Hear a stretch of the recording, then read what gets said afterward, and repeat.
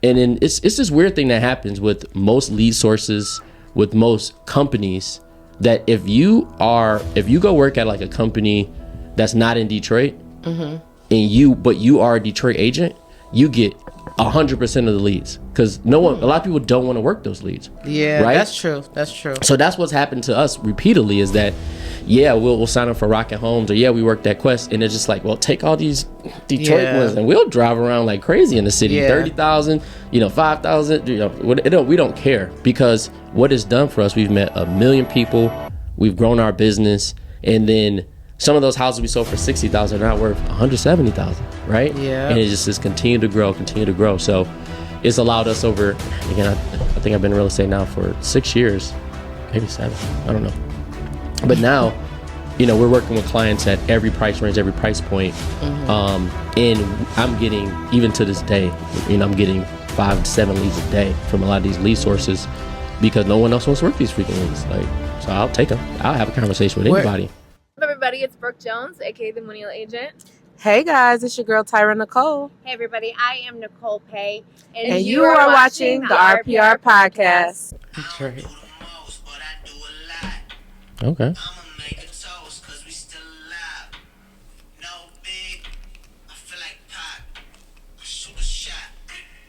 What's up, everybody? Welcome back to the Real People in Real Estate podcast, where we talk about the real shit and not about real estate. I'm one of your hosts, Brooke Jones, aka the Millennial Agent. What's up, guys? It's your girl Tyra Nicole, and it's just me and Brooke today. Yeah, no Nicole today. But we do have a special guest. We have Cyrus Wheeler, realtor, broker, owner. Yes. Of Match Realty. Match Realty, LLC. Welcome. Some people put at the end. AKA. Exactly. AKA what most people know me as is Katie's husband. And we had Katie on just, about a month or so ago. Yeah. Mm-hmm. So now we can get Cyrus's side of the story. Right. Did we even talk about how you guys met? We did. Okay. Yeah. We met at working at Quicken Loans at the time. Oh, yeah. Was where we both were working. I always say she kind of like plucked me out of the crowd. Okay. And and scooped me up. She was again, Katie again, she's only this tall, and then she always just walking with so much confidence through the hallways and stuff, and I was like, and then I feel like she was like you, and I was like, all right. This is it. We'll dive 12 years later. Yeah, we'll definitely dive deeper into that. So, do we want to talk about any hot topics? I would say, I don't know if I have any hot topics for this week. It was something, but I'm not gonna lie, I didn't even think about it at all. Hot topics. Yeah, so what's going on in the world? For me, I think the weather's been great. So Detroit feels awesome. It's been kind of a little weird roller coaster. It's been too cold. What do you mean it's been great? We had some days. We did have some days. Yeah. A couple of days. I think it snowed like 2 days ago, which is not the best. I think the city is weird, for me. Like I'm downtown a lot. Looking around, I'm seeing faces I don't know. I'm like, who are these people? Yeah. Where are they going? What are they doing? So that to me, that means the city's growing, which is great. Yeah. I'm outside a lot. We are outside a lot. So it's good to see new faces in the city. So I call it weird, but all the construction, all the new faces, all the weird traffic. Yeah. It's overall going to be good for the city, but it's weird right now. You know what? I see that a lot, like on Instagram and stuff. It'll be like people on there that's moved to Detroit, or they're like moving to Detroit. It's like a big thing right now. Oh yeah, it's definitely becoming the place to come visit for sure. I see on TikTok all the time, spend the weekend with me in Detroit. And it's cool because now when we watch those videos, it's like, oh, well, I go there every weekend. Like, you can actually relate to these videos, because normally people are going to California or Texas or Arizona. Right. So that's good. Yeah. But as far as pop culture, I can't think of anything. I can't either. So let's just dive right in. Jump right in. Yeah. Let's do it. Cyrus, tell us about where you grew up. Okay. All that good stuff. All right. So I grew up on Joy Road in Schaefer. Another Joy Road. In the good city. I know, right? She got it. In the good city here in Detroit. I grew up in Cheyenne Street, McFarland Elementary. I was on the west side for pretty much most of my childhood. In high school, though, my mom purchased a house and we moved to the east side of Detroit. Okay. So then I ended up graduating from Denby High School, 2006. Yeah, so a little bit So of you both. got a little bit of west and east. Most of my family though are from west and more actually southwest Detroit. Southwest Detroit, a lot of family members. So are you team west side or team east side? I'm team Detroit. I don't claim the sides. I don't do the east and the west. I live east still because I like being by the water. When you're on the west side, you don't really have any opportunity to be near the water. So I like living east for the water access. But I love Detroit overall. I don't really do the east side, west side thing. Anytime I'm talking to a client though, clients say, hey, I want to move to Detroit. And it's like east side or west side. Because usually people have a direct line. Hey, I want to only live on one side of the city. But then that's when you could if they're like team east side, you can go with them, and then if they're west side, you can go with that Absolutely. side. Oh yeah. Absolutely. Yeah. Yeah. I know all sides of the city, and again, I don't judge. I don't pick sides. It's wherever you want to be. Yeah. So tell us some stories about growing up off Joy Road. I don't think it's any better experience. I think growing up on Joy Road, you got to experience a lot. It's a lot of great people, a lot of great families, but also a lot of hustlers. So you got to see a great mix of everything, in my opinion. On the west side, though, I think for me, when I was younger, it was always about your friends and treating everybody nice, and then we all were all involved in sports and after school programs, stuff like that. So that was always great, growing up on the west side. I played for the West Side Steelers, minor league, not minor league, PAL league football team, growing up. And then when I went to high school, I played 1 or 2 years in high school. So football was a big part of my youth. Didn't play much basketball. I'm still bad at basketball to this day. But I play two times a week sometimes, but I am bad. It's not good. I'm not shooting the ball. I'm just out there playing defense and trying to get some cardio. So did you grow up with any siblings, or are you the only child? I have 2 siblings. I have an older sister and a younger sister. Most of my family is women. So it's lots and lots of women in my family. Strong, amazing, beautiful women. That's my family. Yeah. That's cool. That's cool. So tell us some stories about growing up. How was that with your siblings and? I think I grew up. My mom is I would call her more she's very protective because she knew what was out there. So despite I kind of grew up in on Joy Road during all the chaos, I kind of was in a bubble. I wasn't in the mess, in all the crazy stuff happening. Until I always say until probably middle school, I couldn't even leave my block. It was you go to this corner or this corner, and then you come right home. So very protective of us, just because she knew again the things that could happen if we strayed too far. But I think that childhood wise, I had a great childhood. Overall, again, my family, my one side of my family are some of the hardest working people you'll ever meet. The other side of my family are the biggest hustlers this city's ever seen to this day. So I kind of got a mix of both. Kind of get to see hey, working hard. I'm talking 9-to-5 job. Starting from the bottom, going to the top, and then the other side of you don't work for nobody but yourself. You create your own wealth. So, got you. Yeah. So you think you picked that up from that side of the family, the hustle? Both, really both. Because I started more in the world of 9-to-5 jobs. My very first job was working at Burger King. And then I went from Burger King, and then I was able to get in that role and try to advance. And then I was all right, now I'm gonna go work at Family Dollar and I'm gonna work at Radio Shack, Quicken Loans, kind of all these different places. And that's where I picked up how to actually operate and run a business. But I've always had that hustle inside of me to the moment of saying, hey, one day I'm gonna work for myself.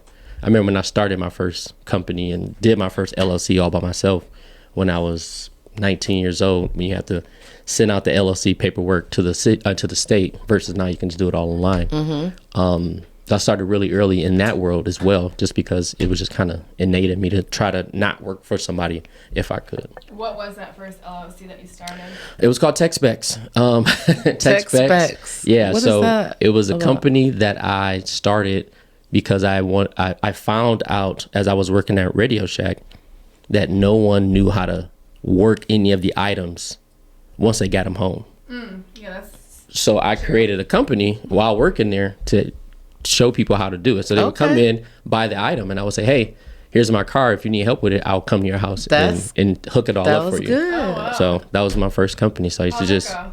great. It was great. You know, it was a great side hustle. Just, and I would go, 10, 20 people, just go to their houses once a month and show them how to, that iPhone, that, older person who didn't know how to use an iPhone, go to their house, hook up your router, just go hook up the router for them, charge them a couple bucks. It's pretty simple. That was a good gig. That's actually really smart. So did Radio Shack have any idea you're doing this? I had absolutely no idea. So at least I don't know. So the funny thing is that maybe they did find out because they then started a company that was doing the same thing. But like Radio Shack couldn't really figure themselves out. Yeah, we see that. Yeah. It was a tough go at it. So but it was like right around the time of like Geek Squad, but Geek Squad wasn't going outside yet. Geek Squad, I believe, was just like in Best Buy. Yeah, I was going outside to people's business, to people's houses, and showing them how to actually use it. That could have been huge. It worked, and then what happened to me from there? I was working at 12 Mile and Telegraph at the Radio Shack, and all these Rocket or Quicken Loans at the time employees would always come in and be like, "You should come work with us. You should come work with us and sell mortgages." I'm like, I don't even know how to spell a mortgage. Like, what are you talking about? I don't know what a mortgage is.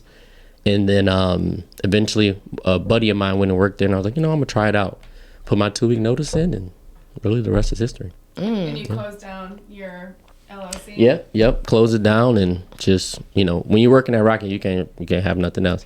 Yeah. But the interesting thing, when you start at Quicken Loans, I keep interchanging the names, but when you start there, they have you do like a vision board. And I still had that company on my vision board. I still have a picture of it at home in my, I have a very, very large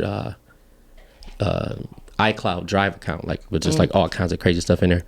But I still have the photo in there where I was like still had the aspirations of keeping that company alive. But so they make you do a vision board? Well, it's recommended at one point when they sit you down and say, hey, what do you want to do? Because they want you to stare at your goals. That way you can work 12 hours a day and go after all those things that you said you wanted, and they can hold you accountable, right? Like, oh, you had a bad month. What about all this stuff in this vision board? Oh, okay. So they're utilizing it as a motivational tool to, push people, which, some people need.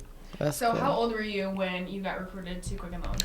I was 23, 24, one or two. And how did that change your life going from working at Radio Shack, having your own LLC, to now having this full-time gig where you make tons of money? Well, I'm a very ridiculously confident person. Like in my interview, ridiculously confident. It's bad. But in my interview, it's a good thing. In my interview, I told them, I was like, yeah, I know I'm going to work for Dan Gilbert, but I think I am Dan Gilbert. That's what I told them. You told them in the interview? In the interview. He was like, it took for a very long time, the guy who interviewed me for years while I worked there, he goes, you're still the best interview I've ever had of me, ever since he worked there. But, kind of making that transition, my goal was to go in the company and take it over, learn everything that they could offer me, and then take it over and do my own thing. Should be your... Yeah, I was like, give me all the knowledge, and then I'm gonna take it and just kind of go and do my own thing. Yeah, it was never a permanent position, but you kind of get in there and you you kind of lose yourself a bit. And then it kind of worked out in that way, right? Because, once I did leave, or it kind of left me, right? They technically fired me. That's a whole nother story. But, yeah, we'll get into that. Exactly. So, but after I left, I kind of did follow the Dan Gilbert business model, kind of being in there in the world of hey, you should be vertically integrated in your businesses. Why not have the real estate company, the mortgage company, the title company, the insurance company, straight up and down? And that's really what his business model is vertical integration. And everything that he does, he tries to own every piece of it, from the property management.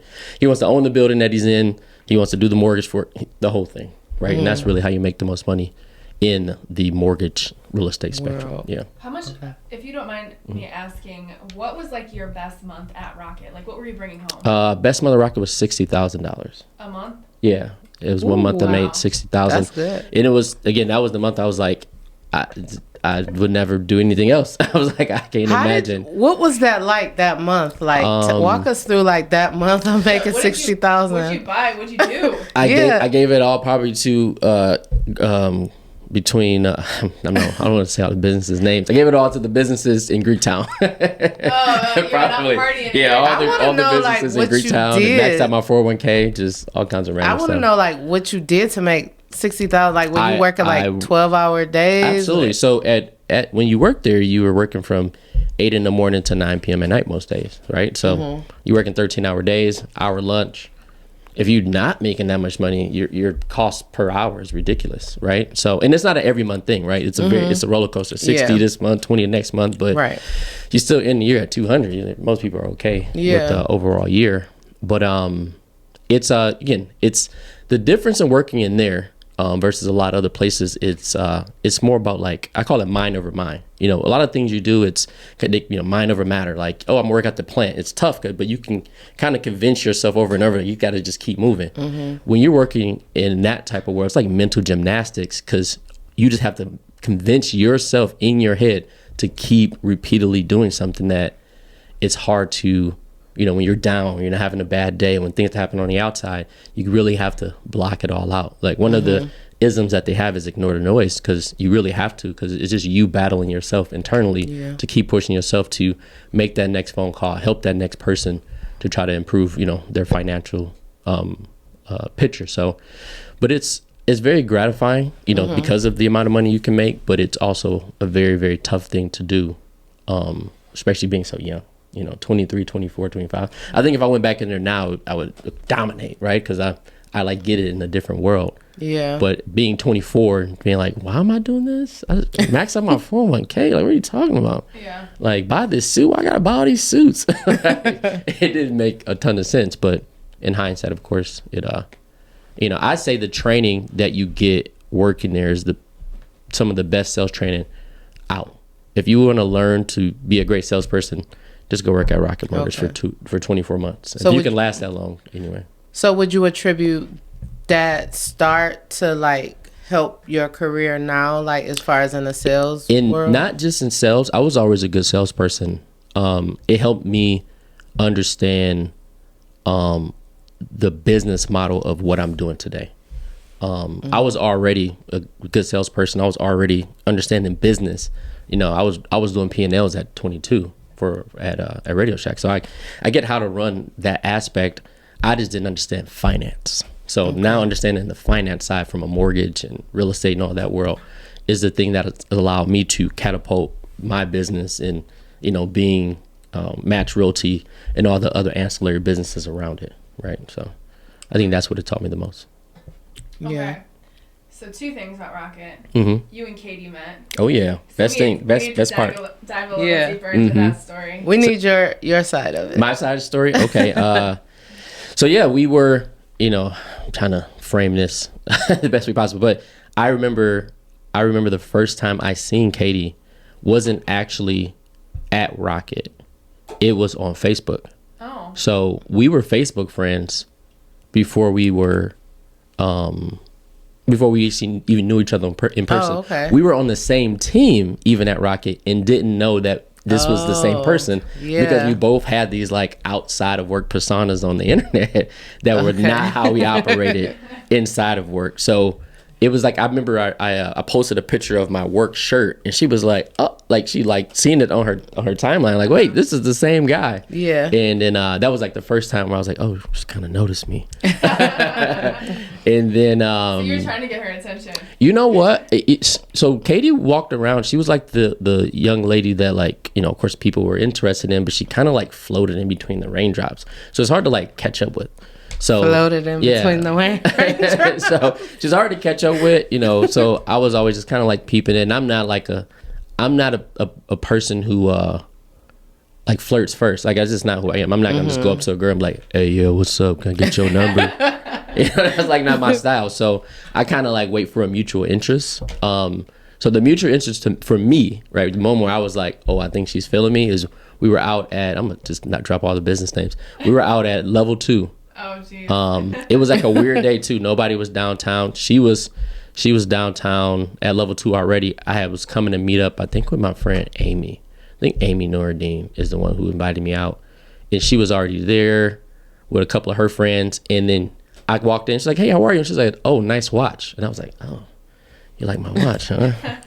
And then from there, and I was like, "I think this girl's into me." And then, but all my friends were like, "No, she's not. No, she's not. No, absolutely not." And I was like, "I don't know. Bad hype, man. I don't know. Right. Because again, she was just floating around the world like. Was it like a Rocket thing? Like people from Rocket were there? Yeah, Okay. yeah. It's all Rocket people. Okay. You most people lose most of their friends when they work there because you're spending 12 hours a day with a bunch of people that you relate to on multiple levels. It was kind of like going to college all over again. But that was a moment I was like, I think this girl is into me. And then I remember after that I kind of just stuck around, whatever. We had a lot of the same friends, and then there was one fateful night where we were out again at level 2. That was the bar. That was the bar. And then I think I whispered something in her ear. I don't remember. And then it was like boom, 12 years later. Do you remember what he whispered? Oh no, we still can't remember what I whispered. Too much to drink. Whatever he whispered, I bit his lip and then we went home. Correct. So I whispered something to her. She turned and bit me on the lip. First interaction. Intentionally or unintentionally? 100% intentionally.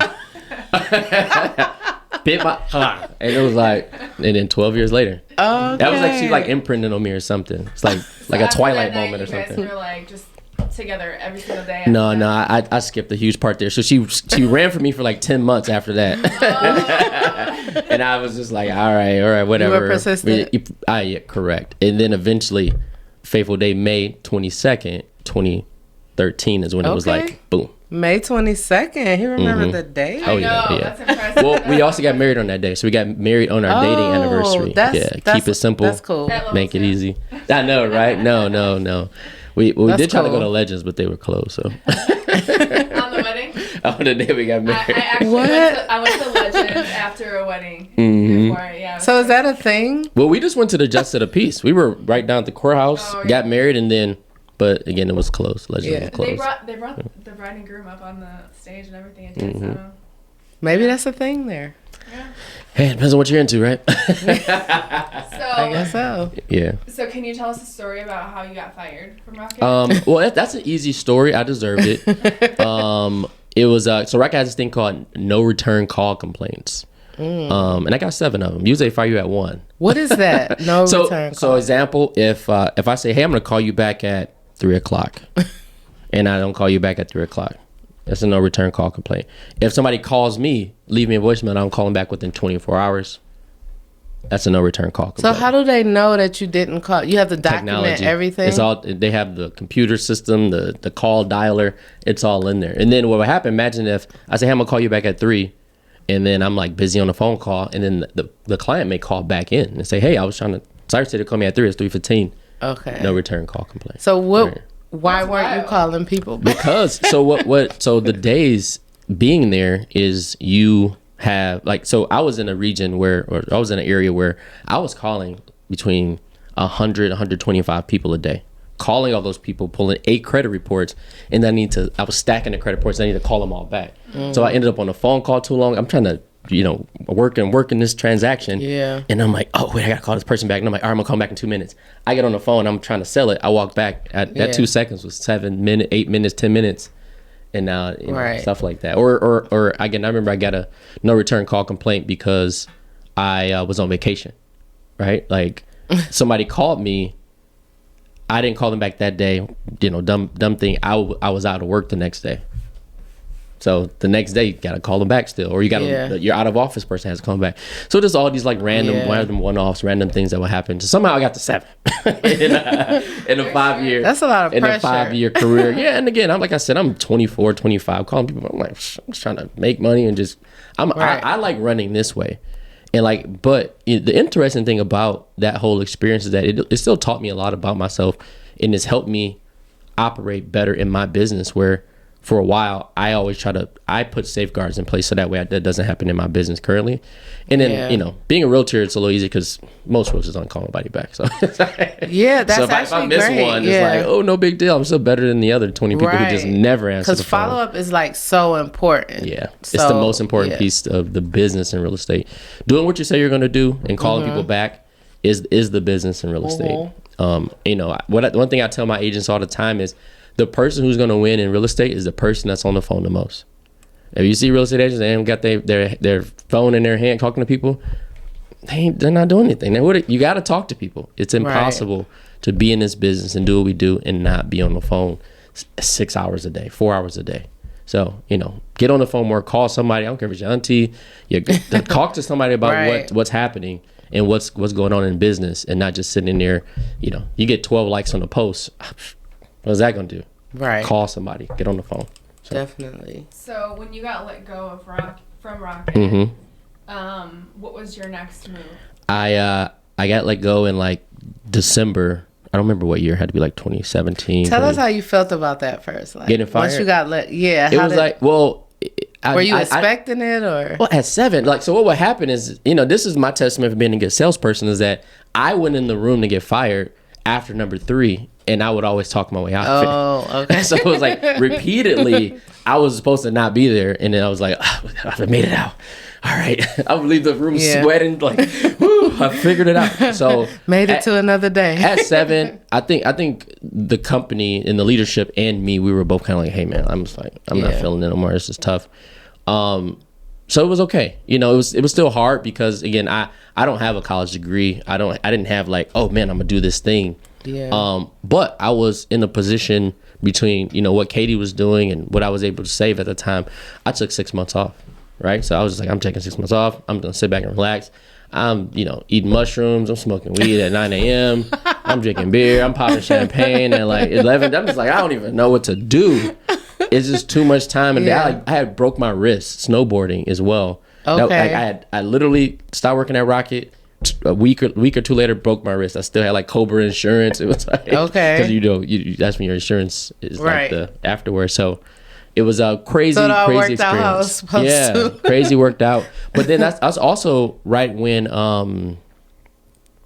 me and Katie had entered into like a different world in our relationship. We got a cat. We went on this lovely little journey, and then that next year we ended up getting married. So like, she was still there. No, a couple months before she had quit. Okay. And then like 2-3 months later is when I got let go. Worked out. Like, yeah. And she was already starting her real estate journey. Okay.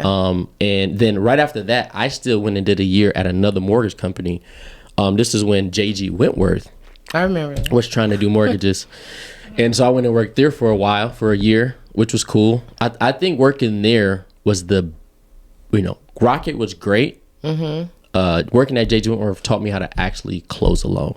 Gotcha. Which is different. When you're working at Rocket, you're more like, hey, put this headset on. Here's your paper and script. You need to be great at this CPP, right? It's an assembly line. So it's like, don't care about the tires. You're here to make the engine. The engine. Yeah. You're the engine guy. Don't worry about the other pieces, which makes you a phenomenal person at communicating and talking and doing, but it doesn't make you great at putting the transmission in, right? So when I went and worked at Jay-Z, intentional. It's very intentional. Yeah. We need you to be great at one thing. It's so much easier to make people great at one thing than every single thing. So when I worked at J.G. Wentworth, it taught me how to do the whole process. I learned how to close an actual loan. And then Katie was doing real estate. I was doing mortgages. And then when I started seeing those Alta statements, I was like, maybe I should be in real estate too. Right. And then the rest is history. And then we went and worked at a great real estate company out in Troy. Some great folks, some great people. We worked there for 3 years.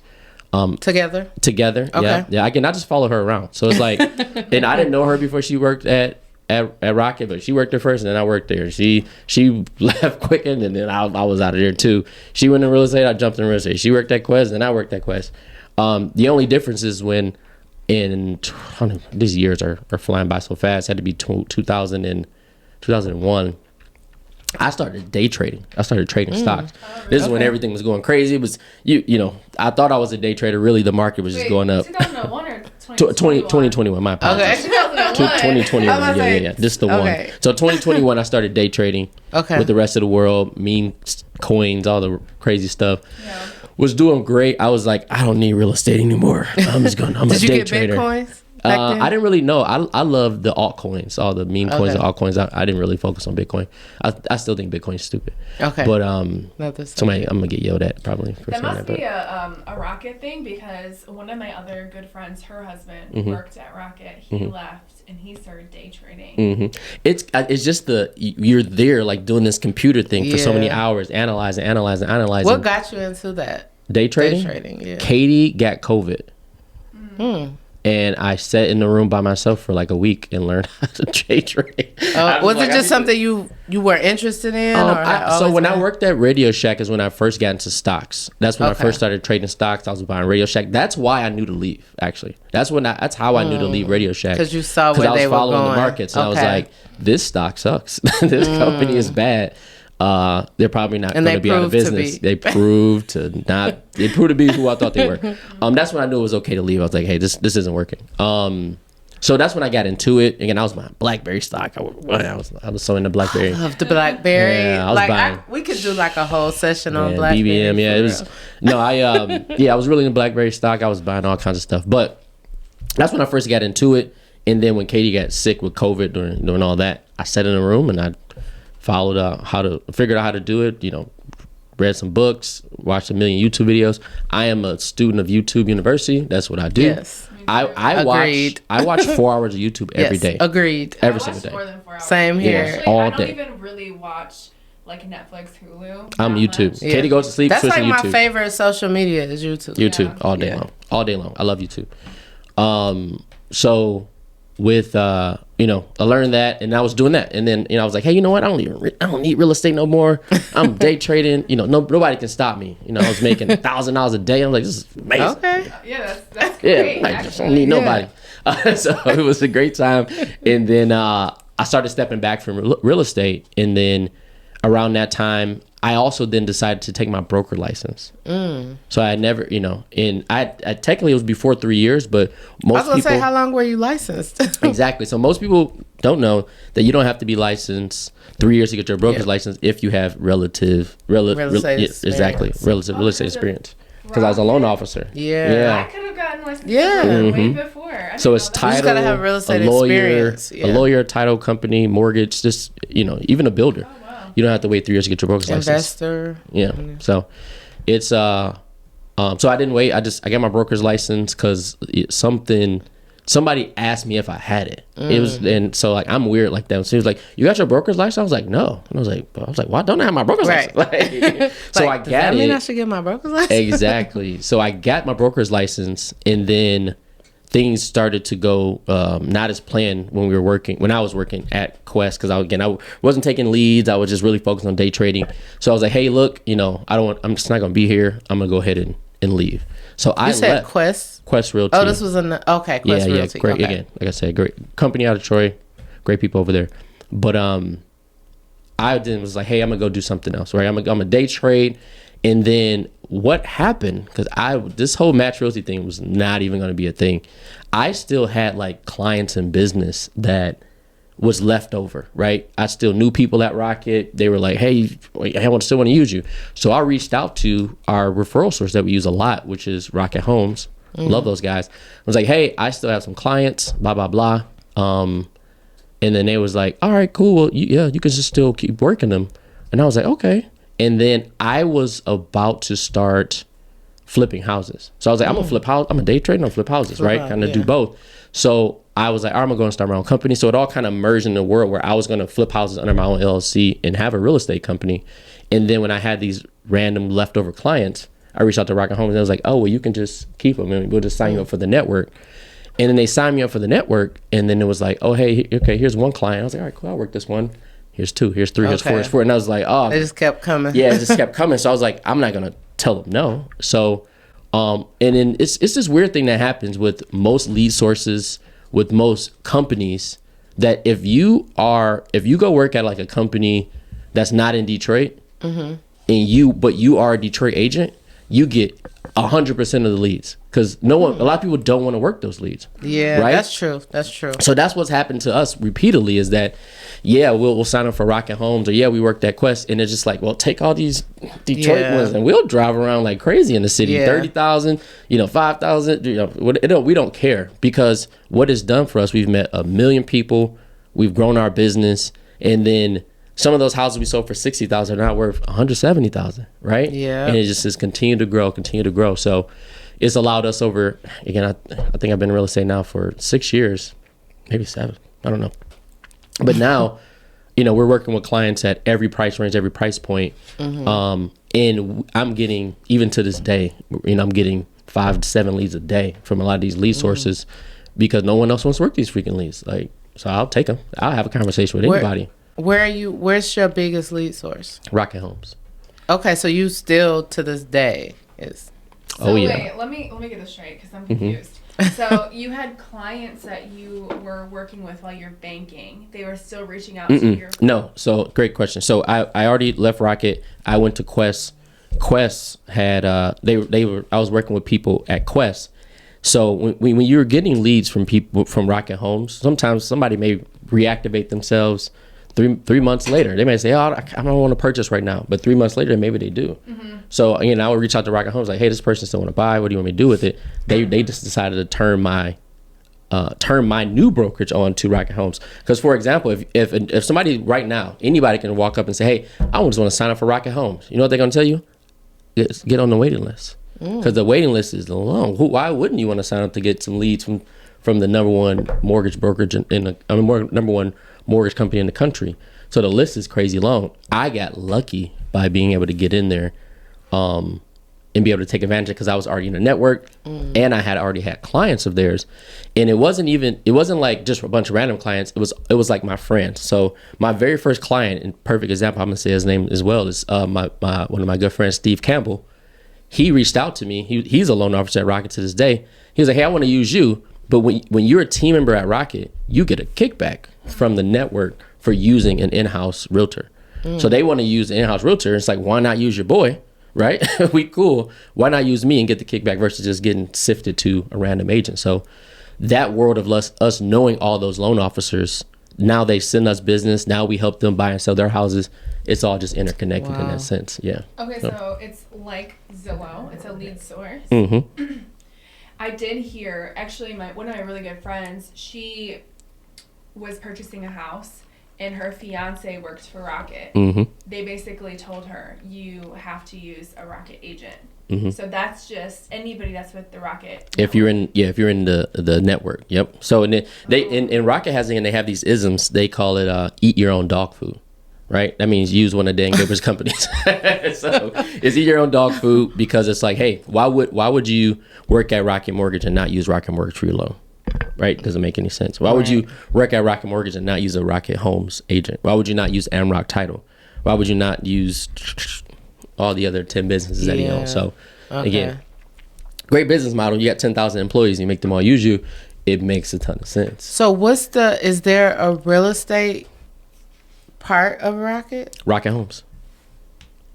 Who just bought Redfin? No, I mean as far as like a real estate company. Rocket Homes. So that's a real estate company. Like so Rocket Homes is, of course, the website, but it's also a registered real estate company. For a while, they were listing properties. They would go in and list properties. But again, Rocket companies just bought Redfin, which Redfin has agents. Yeah, I didn't know that. Yeah. So yeah. So they can have agents under them, the Rocket Homes? They currently have about 100 agents that work at Rocket Homes. They mainly list properties. Yeah. I did not know. So I'll give you an example. If you're a team member that works there, and you like, oh yeah, I got this house, it's in Royal Oak, you can use a Rocket Homes agent, and they'll just charge you 1%. Just your team member, just take this, pay 1%, just work with us. I don't know what the future holds with that, with them buying Redfin, but. So the Rocket Home agents, do they work like hourly or salary? Salary, in-house. They don't go out. They don't leave the office. They just give you all the tools you need, charge you 1%. Because again, if you have that Royal Oak bungalow for $300,000, somebody buying it. They don't care who listed. So somebody gonna buy the house. So they did like a mortgage model with real estate, kind of for those agents. Homes. for Rocket Home. Yeah, essentially. Yeah. Okay. And it works. It's when you look it up for a while. I see why they bought Redfin. Like that's what Redfin is. I know. That's kind of smart. Correct. It's brilliant to me. Yeah. Especially for the price they got it for too. So. Yeah. But it didn't. But they had to, right? In my opinion, Zillow was cannibalizing the industry. Realtor.com continued to buy every other lead source around. And then Homes.com is continuing to be a very big problem for a lot of people, including Zillow, because the owner of Homes.com is the same people who own LoopNet. So same people. LoopNet owns the commercial world online. If you're a commercial realtor, you go to LoopNet. Now they're trying to do the same thing with Homes.com, and then their business model is different from Zillow because the Homes.com is saying, hey, it's your listing, it's your lead. Zillow is like, your listing is going to the highest bidder. Right. But what Zillow's trying to do now, you remember forever you would pay Zillow money for different areas. They're getting rid of that business model and going more to the Rocket Home style where just pay us 40% for the lead. So they have Zillow Flex now. So they're kicking people out of zip codes currently and just trying to get everybody into Zillow Flex. Hey, pay us 40%, we'll send you the client. 40%. It's big. Well, I know there are people that are paying like thousands of dollars for Zillow. Exactly. A month. So now they're equaling the playing field where it doesn't matter how much you pay. Well, you can't pay in now, right? Just to get more zip codes. You can't pay in. You just got to be on the Zillow Flex, convert well, and we'll sign you up. But the reason why they want to do that as well, because they also want to have a better conversion rate at Zillow mortgages. So Zillow do mortgages now as well. I see that. Because it's the same Rocket business So model. they're like kind of like trying to take. Yeah, they want. So even when I get a client from Rocket Homes, they're already attached to Rocket Mortgage as a loan officer. So they're like competitive. Yeah, competing. it's like a secret big battle. But Zillow is doing things differently. So imagine the number one lead generator versus the number one mortgage company. It's not really one for one. But what Zillow has done is they keep buying all the businesses around them, and Rocket wasn't doing that for a while. Rocket kept going out trying to create the businesses, not buy the businesses. What businesses that are like their competition? So Zillow, they vertically integrated on the real estate side. To give you an example, so remember I explained how Rocket Mortgage did their vertical integration on the mortgage side, and they did mortgage, title, real estate, blah blah blah. Zillow did a similar business model, but on the real estate side. So you had Zillow, and then Zillow went out and bought Dotloop. So Zillow owns Dotloop. Okay. But then Zillow also then went out and bought Showing Time. So Zillow owns Showing Time. So then I think I heard that they own Showing Time. Yeah, and then Zillow just also went out and bought Follow Up Boss. So really? They vertically integrated. So they're doing the same thing. Exactly, but now they're trying to vertically integrate. Hey, what are the top systems that realtors use? We're gonna just own all of them. It's crazy. What was that? No more real estate. Oh, right. No more real estate. I know Katie's telling us we can't talk about real estate. But sometimes we have an exception when it's good information. Again, this is my world. This is where I sit back and watch and listen to. Yeah. About music. Yeah, what about it? Cyrus, what about music? Are you into music? No, I don't even like music. You don't like music? I know what you like though. No, I like music. I like music. I know what you like. Our okay, so we came up with a playlist. We actually all went up to Boyne Mountain. Yes. We came up with a playlist. And we found out. Cyrus was hardcore judging our playlist. Absolutely. No, but who was that you liked? Who was that he liked? Don't say anything. That was on the playlist? Who was that? Okay, hold on. Tyra. Red hair? Sexy Red. Oh yeah. I am a big Sexy Red fan. It is not normal. I am a huge Sexy Red fan. And you guys got pulled over listen to Sexy Red. We were driving in Boyne Mountain. Sexy Red's on the loudest my speaker will go, and we got pulled over by the cops for speeding. So what is it about Sexy Red? We're like totally switching the subject. Yeah. You know, I think she just reminds me of like being authentic. I feel like because I've seen people do like the hey, I'm gonna be like like X, Y, and Z, right? Whatever, you know, some people think of it more like a character. I really feel like that's just who she is. And you know, I look at her as, I grew up really liking Gucci Mane. So for me, I call it a female Gucci Mane because that's how I looked at Gucci Mane, as being authentic. He's himself. The rapping is just right, but the person is being who they are and telling me how they like to operate or what they do. And I think that's more of what it is, you know, in watching her just, you know, be herself. Yeah. And then sometimes the music is good. You know, trust me, it's I find music, I don't know, differently from maybe some people. I go through music and then I just go through the first like 10 seconds or like once the beat drops, I just want to find where the beat drops and then I just move on. And then that's how I listen to the album first. And then I go back and listen all the way, because that first beat drop to me is when the producer is actually trying to hook you. So I'm just looking for the hook. What's the thing that they're trying to hold me to in this song? I'm trying to find that. And if it doesn't sonically sound right, if the beat isn't on cadence right, if they didn't use, you know, the right the right structure, then I just move on, because I know what I'm attempting to go and find. Sometimes I find some gems when I go back and listen to the whole thing, but right up front I'm like, what are they trying to? So are you really? Were you into like music like that growing up, or? Growing up, I played like drums. You know? So you did play an instrument. I played drums growing up. But I was like, again, growing up in the world that I grew up in, I'm very much a loner. Like I can sit alone at the house for 3 weeks and not talk to anybody. That's just kind of who I am. And a lot of that, you know, I always say my two best friends growing up was the computer and my Sony Walkman. You know, like it was like I'm listening to music, I'm on the computer. And once I learned that I can download the music on the computer, I just threw the Walkman out, and then that was it. So then I have a huge love for computers and a huge love for music. You know, forever connected to music overall, hip hop in general. But as I've gotten older, I've definitely ventured into other genres. Just because you know, hip hop can be very immature sometimes. Where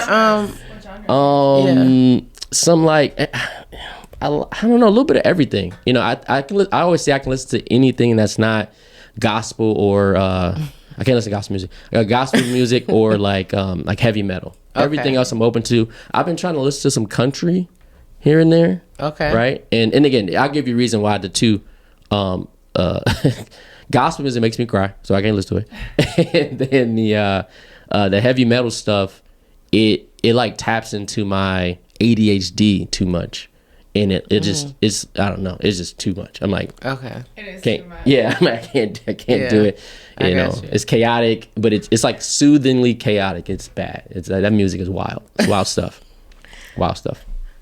Fun fact: when I was younger, we used to all kind of carpool to school, right? We had neighbors that were like a little bit older, and my neighbor across the street used to listen to heavy metal. Imagine 7:00 in the morning, picking me up and my brother up from school, riding in this car with a big subwoofer in the trunk, listening to heavy metal. Wow. It was intense. Chaos. So where do you think that came from? Like that kind of like love for music? Like that. So I attribute everything that I like to the adults in my life. When I look back, so my love for computers comes from my auntie Tracy, who was going to school for like graphic design, and she like introduced me to, you know, she had a MacBook, first person I've ever seen with an Apple computer. My love for football came from my uncle Bo Bridge. You know, he played football. He went to the Army, but he played football, so I wanted to play football. My cousin Otis has played in bands and has played music his whole life, and that's where I was like, oh man, he's playing the trombone and he's in the band. So like it all mirrored the people that I looked up to in my life, and those are the three categories that I love the most. What about like your hustle mentality? Again, it's that one side of the family, I think, right? It's that side of the family I watch just get it out the mud. They you know tomorrow can wake up and can run it up. So you were kind of like a sponge. 100%. Yeah. And for a while I was like the youngest. So I was just kind of sitting back and I was able to watch and watch and observe. I can watch everybody make 100 mistakes and I have to do it, right? Which, when I look at some of the mistakes they make, or even where sometimes people are in life, I'm like, I'm just lucky that I was able to watch you have to trial and error 100 times, and now I can just come and kind of take the good part and go. So it's a lot of that, for me, being able to watch people do certain things. And then my mom's a phenomenal mother. As I'm experiencing things in life, she always corrected it when it was happening. So like it would be moments where she would see that I seen something, and then she would like immediately like coach me on the moment and be like, hey, I know you just seen that. That's not good. That's not the way that's supposed to work. That's not the way that's supposed to happen. Right. I know you've seen it happen. So I just remember that. So even when I would see something, I would know like, oh, okay, that's not the way I need to respond to that when I do it, when I get there. So that's how it's supposed to be. Because I feel like so many parents, especially during like around the time of my generation of parents, they don't kind of explain things. They just say, do it. And we were talking about that on another podcast. It's like, they just say, do it because I said so. But I think when parents can really like explain things to kids, those are the kids that are most successful because they have a real like understanding. Correct. Of things. And I'm a follow the rules kind of person. Once I found out that there were rules, I was like, oh, this is easy now because I just gotta stay within the rules. So even when like my mom would be like, do this, don't do that, very simple concept for me. And I'm still like that to this day. Katie will be driving fast and no seatbelt and be doing all kinds of stuff, and I'm like, what are you doing? Put your seatbelt on. Like, what do you turn? And I fall within the rules all day. Like, what are the rules? All right, sweet. I'm gonna do those. Do you feel like that holds you back sometimes, though? Absolutely, 100%. I watch people get further than me, not following the rules, but I also like to sleep at night knowing that no one's looking for me, no one's coming to find me. Like everything was in. If I get a phone call right now, I'm not like, oh, what is it? Right? It's the same, and it's the same thing with relationships, right? Like, I love the world where I'm in, where like I don't have to worry about like what's on my phone. Like I live within those rules now of like, I know I need to do these type of things in my relationship so that way I can sleep at night and be who I need to be overall. That's cool. We need more men like you. But it wasn't always like that though. It wasn't always like that. Again, this is a learned skill over time. Again, like I said, I was raised probably not to be monogamous, to be honest. It's pretty crazy, but so it's a thing that you learn, and then you have to want to do it yourself. And then I remember I was dating this girl. I won't say any names, but it's like I remember I was dating this girl a long time ago, and she looked at me in the face. She was like, "You're a bad liar." And I was like, "Oh, I didn't know that." She was like, "I know every time you're lying to me, you're a bad liar." And then that moment changed everything. I was like, I should probably just stop lying. If you know I'm doing that, why am I still making up these words? So, and that was a pivotal moment. And I had to be 20 years old, 19, 20 years old. And I was like, I should probably stop doing that. And then again, timing, life and timing. Right, I was, being crazy out in the world, and then meeting somebody that I was like, oh, I could be a better person. And I also think this person deserves a better person. So it was kind of like both, because you can't just, some people try to, oh, I'm gonna be a better person for this person, but that doesn't work by itself. You have to also just want to do it for yourself, because what happens when that person makes you mad? Now you're over here with your true self, and you can't rely on that anymore, because now the person that you did it for isn't in your best graces. And that's where people usually fail. They're doing it for this person, and then they piss you off, and then you go smoke that cigarette that you said you wouldn't do just because now you're mad at that person. It doesn't work that way. Discipline that a lot of people don't have these days, honestly. Yeah. Okay, so we're wrapping up here, but we like to wrap up with a couple questions. Cool. Yeah. We're gonna throw it back to real estate. And we asked her the same exact question. Can you tell us your craziest real estate story? Craziest real estate story. Had to be the time where my client ended up homeless. Due to the seller not closing when so we set it up. We didn't do a contingency because we were closing on the same day on both, right? So of course we're like, are we gonna sell your house in the morning? Afternoon, same day. You're gonna buy the other house. Oh Lord, that's Seller didn't come to the second half of that closing. We didn't make the first half of it. We didn't put it in escrow, right? Hey, let's maybe close in escrow. I don't know, but closing in the morning, went to the afternoon. Seller did not want to close anymore. No. What happened? She no longer has a house. We did give her 60 days of occupancy, So we were fighting to find her the house. She lost her job. So she no longer qualified anymore. Oh, so for a it house. couldn't close. There on was the day of closing? That house was no longer a go. So we had to go out and start looking for another house during her 60-day occupancy. Pre-qualified, like she doesn't have a And now she doesn't qualify because she no longer also has her job. And I'm talking I've never been that stressed. She still calls me to this day, but I've never been that stressed ever.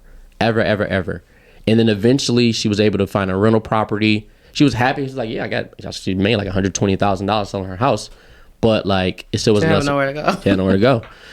So eventually she did end up, I helped her find a rental property. She was in a hotel for like 3 weeks. And then we helped her get a rental property.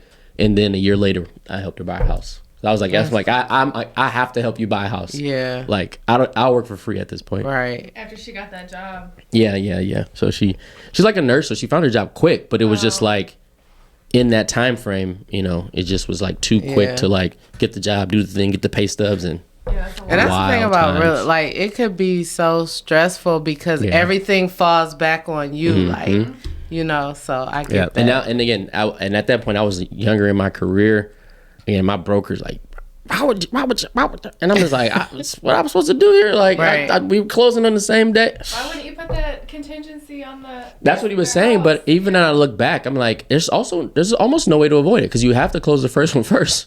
And you think you close in the second one in the afternoon, but you need the money from the first one to close the second one. Right. So you have to close it. Right. Yeah. So it's like. And who would have known that they would wait until the day of? Yeah, the day of closing. Like that's the crazy thing. We were like, okay, maybe we can close it tomorrow.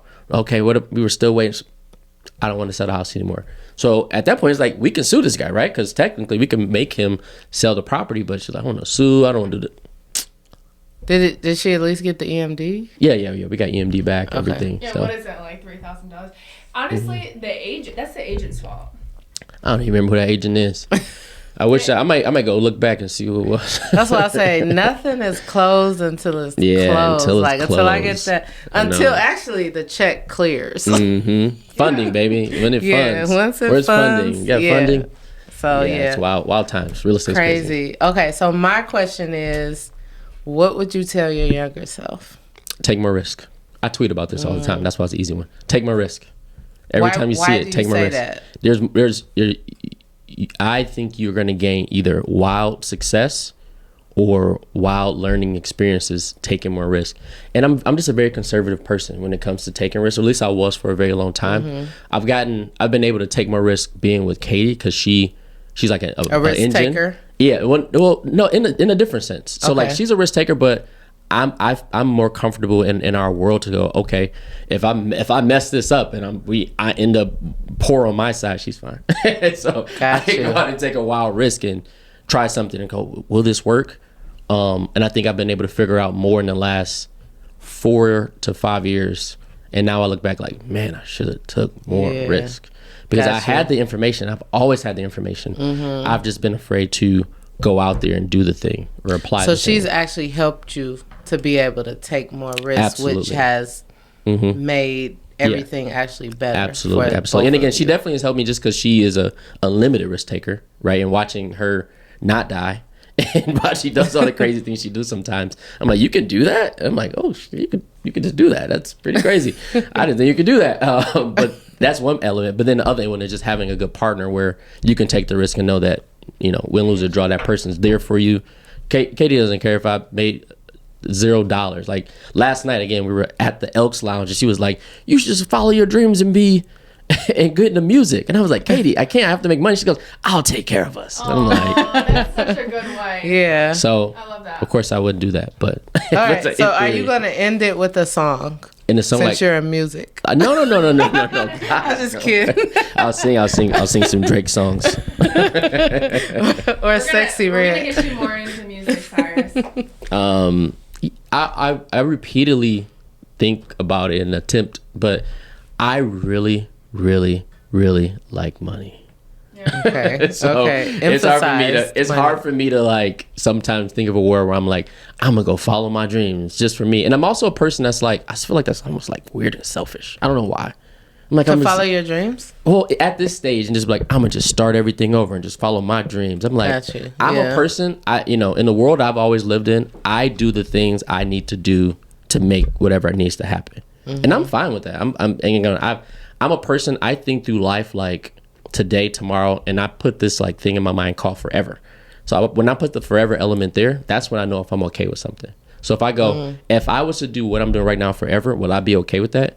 Sometimes the answer is no, and I get the heck out of there. But sometimes the answer is yes, and I go, I'm okay with this forever. Then I'm fine just being able to do the most that I could do with the talents that I have, even if it isn't me following that one dream I had when I was a kid. I think it comes with age and growth and wisdom as well, because how old are you? How do I look? I don't know if you want to say how old you are or not. No, I'm 36. I'm 36, okay, yeah. So I feel maybe like 5 years from now or whenever, I feel like you'll get to a point where you're like, I'm going to just do only the things that I want to do. Like I'm going to follow my passions, and this is what I want to do. Not saying that, I mean, you can still make money from it. Yeah. But even the things that you do, you may want to just do the things that you like doing and enjoy doing. Because I only say that because I got at a point like that in my life. And I was very like structured and go by the book and go by the rules. And this is the way you're supposed to be. And it got a point in my life when it was like, you know what? I just want to do the things that I want to do. Yeah. So, well, I'm a workaholic. So working for me is very enjoyable. I like to work. So, I don't get to the end of my day and go, oh my God, I can't believe I worked that hard. I would, Katie makes me stop working. She goes, are you just putting in FaceTime or are you actually working? Because sometimes I'm just staring at the computer just like, I'm like stuck. Because I don't mind being there. I'm the guy at home. I got 4 screens. Every screen is doing something else. So it's overload. Like I got stocks up there. I got email over here. I got YouTube over here. And I got work right. I'm just doing it all in one space. And I'll sit there for 12 hours. I got you. Because I'm a workaholic too. I literally read... One day I sat there and read like the symptoms of a workaholic and I checked like every single box and I was like, oh my God. But yeah, so. As long as you enjoy it, it's not a bad thing. Yeah, absolutely. Yeah. So, all right. Well, thank you so much for being on our podcast. I can't believe it's already been an hour. But yeah, it was very enjoyable. Absolutely. Yeah, stay tuned to next week and we'll see you soon. Peace. Next week. Bye. Alrighty. I can't even remember.